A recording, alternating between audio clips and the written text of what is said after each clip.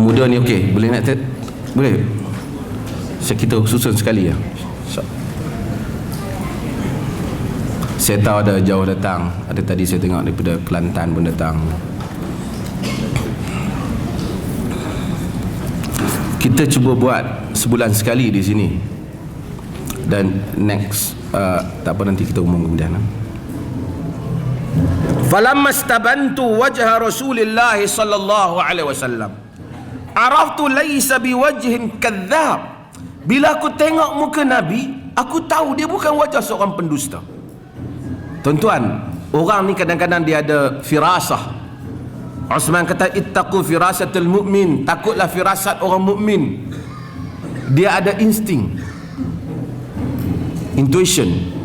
Dia ada satu perasaan yang betul dia jangka tu. Dan kita pun kadang-kadang kita tengok muka geng orang pendusta ni, muka pun pembohong. Betul. Sebab tu tuan-tuan tengok muka orang politik, muka baik ke muka bohong? Seorang-seorang lah tengok kan, muka pembohong sebahagian lah, bukan semua.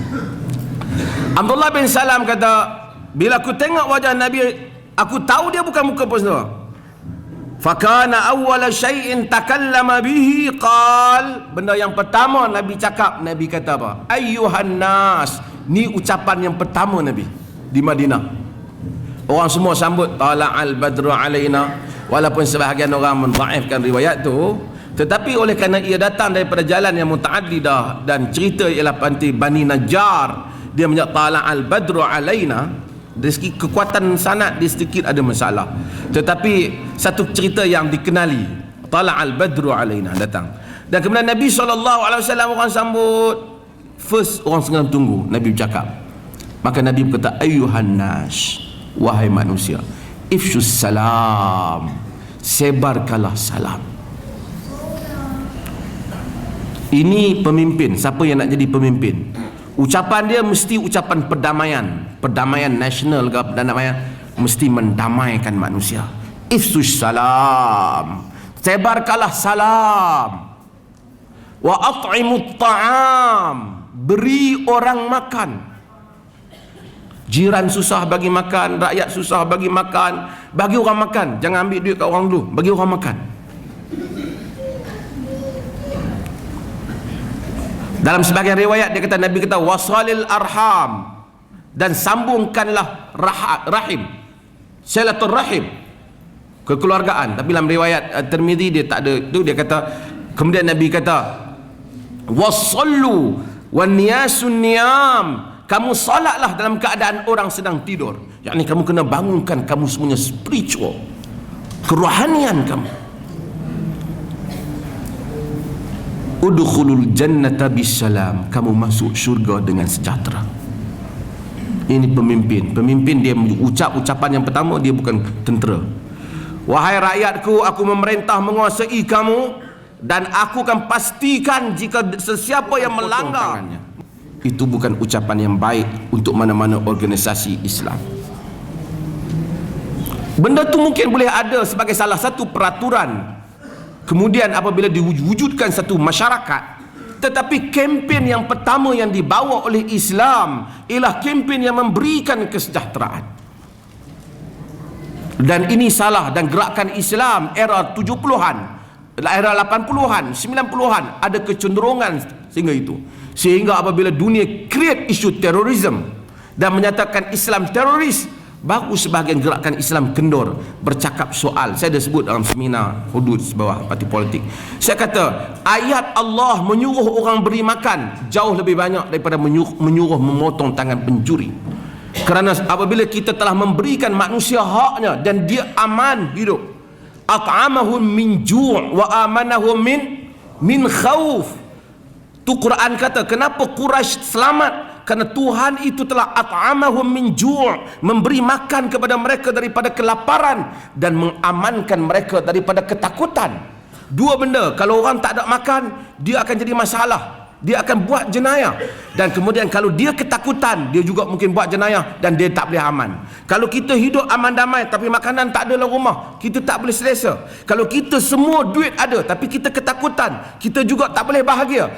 At'amahum min ju' wa amanahum min khauf. Quran sangat precise, sangat tepat, halus. Dia punya sentuhan dia. Ini keperluan manusia. Bila Nabi datang, Nabi nak jadi pemerintah, ini dulu Nabi sebut. Manusia mesti sejahtera, rakyat mesti sejahtera.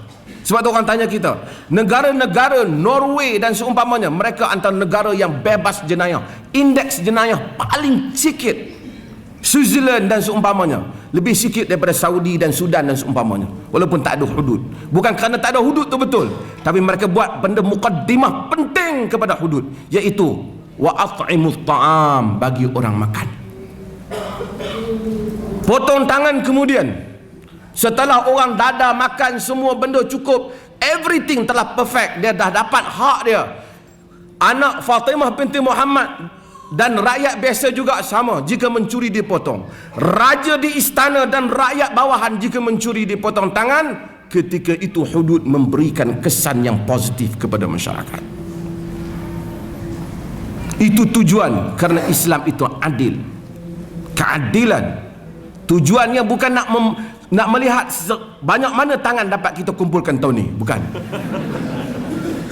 Tujuannya untuk protect environment, memelihara persekitaran yang telah Islam wujudkan. Apa Islam wujudkan? Hak jiran, hak tetamu. Tetamu datang rumah, bukan kata siapa bagi layan tetamu dapat pahala. Nabi bukan kata macam tu. Man kana yu'minu billahi wal yawmil akhir falyukrim dhaifah. Tengok, sesiapa yang beriman dengan Allah dan hari akhirat, muliakan tetamu. Pergi pada tajuk iman. Masyarakat yang harmoni. Masyarakat, Nabi kata kalau buat ni masuk syurga. Masuk syurga. Ini apa yang disebut di dalam hadis Nabi sallallahu alaihi wasallam. Terima kasih banyak. Masa dah lebih kepada, kita tak boleh sejam setengah. Terima kasih. Soalan ni memang banyak, kita tangguh pada minggu depan. Tuan-tuan punya soalan tolong jangan jemu bertanya, sebab saya nak jawab semua tak mampu ni, banyak soalan. Saya akan jawab sesi penggulungan parlimen nanti. Untuk mengatasi masalah kenaikan harga gula, saya akan jawab soalan ni. Jadi insya-Allah terima kasih banyak kepada semua yang hadir, dan insya-Allah kita jumpa lagi pada, saya lupa satu perkara. Kita ada convention sunnah yang akan dibuat di Karangkraf. Saya harap semua yang ada ni hadir dan boleh daftar sebagai volunteers dengan Al-Qayyim di sinilah. Kita akan buat macam sehari sengas. Kita akan buat perbahasan tentang sunnah dan seumpamanya di Karangkraf pada 7 dan 8 hari bulan Disember. Saya harap semua hadir, dan siapa nak hadir kena daftar. Supaya kita takut tak muat, ini pun kita tak muat, so kita minta supaya daftar, dan mudah-mudahan insya-Allah kita dirahmati.